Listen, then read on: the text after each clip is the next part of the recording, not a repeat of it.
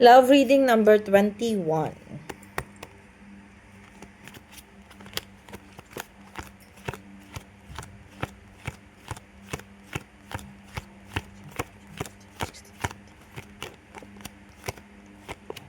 Okay. Medyo interesting itong love reading mo, no? This card showing may mga bagay ka daw na kailangan malaman or matuklasan. This card represent that naka-blindfold ka sa iyong love reading. May mga kailangan kang tuklasin or alamin. Alay ko, you are in pain, no? Right now, you feel betrayed. Sabi dito sa cards, maraming pagsubok na dumarating sa iyo pagdating sa love reading, eh. Sabi dito sa cards, may mga bagay daw na nakakalito, nakakagulo, kasi yung cards mo umiikot sa mga betrayal, mga desisyon na hindi alam kung ano yung uunahin, mga desisyon na hindi mo alam kung ano talaga yung dapat na i-priority. Pero this card showing kasi na nagpapakita na conflict or kaguluhan pagdating sa iyong relationship. Okay.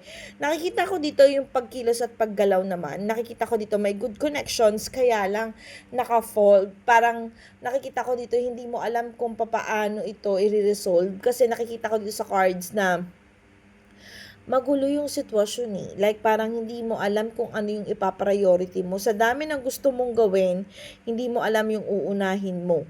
This card showing kasi na pagbibitray. You will start new beginning. Okay, may mga bagay daw na hindi naging okay para sa'yo. Kaya lang nakikita ko rito kasi yung personality ng partner mo or isa sa inyo talaga nagkakaroon ng pagiging makamundo. No? Meron namang, lumalabas ka naman, kung ikaw yung babae, na inilalaban mo naman yung relationship kaya lang talaga, nagkakaroon ng pagiging makasarili. Kasi the devil card is yung parang makamundo, no? Ito yung parang paulit-ulit lang, nagre-repeat lang kung ano yung takbo ng storya or takbo ng relationship ninyo. Aray ko, at dahil dito, nangyayari, nasasaktan ka na nasasaktan, no? Nakikita ko dito, nagpapakatatag ka na lang. Medyo masakit itong love story mo kasi this card showing na paulit-ulit lang tumatakbo yung eksena o yung love reading mo or yung kung ano yung nangyayari dun sa yung love life. Sabi dito kasi dahil sa pagiging makamundo, nasasaktan ka daw. You feel full. Bakit ganon? Oh, wait. Okay. Yung cards kasi nagsasabi dito sa cards na okay kayo, may good connections kayo. Ang problema lang kasi is, yung partner mo, urong-surong siya. Hindi mo maramdaman talaga kung kaya ka nitong ipaglaban. Hindi mo alam kung papaano magiging maayos kasi parang nasa pagkatao na niya o attitude na talaga nitong taong to na itong tao na pagiging pilyo, kaya paulit-ulit na lang yung nangyayari. At this card showing nararamdaman mo na sinusukuan ka nitong taong to. Nararamdaman mo na hindi talaga naka-align sa'yo to, kaya lang ikaw, you keep moving para maging okay itong relationship na to. Sabi dito sa cards, sobrang complicated yung nangyayari dun sa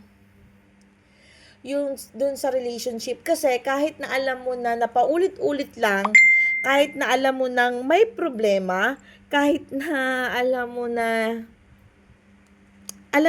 hindi ito yung actually yung cards kasi sinasabi hindi ito yung relasyon na gusto mo, hindi ito yung relasyon na gusto mong maging what do you call this one, parang hindi ito yung inisip mo na lalaki to be with you. Although minahal mo siya, pero yung ganitong moment, yung ganitong scenario, hindi mo to pinangarap, no?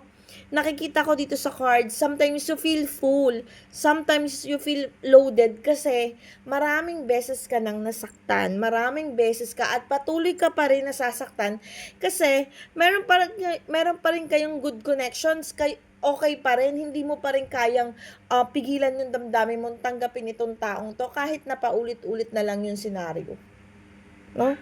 Nakikita ko dito nakabaliktad na yung lalaki and this card showing naka-blindfold ka So, ang ibig sabihin nito, nahihirapan ka pang harapin kung ano talaga yung totoong sitwasyon ng iyong love reading or ng iyong love life.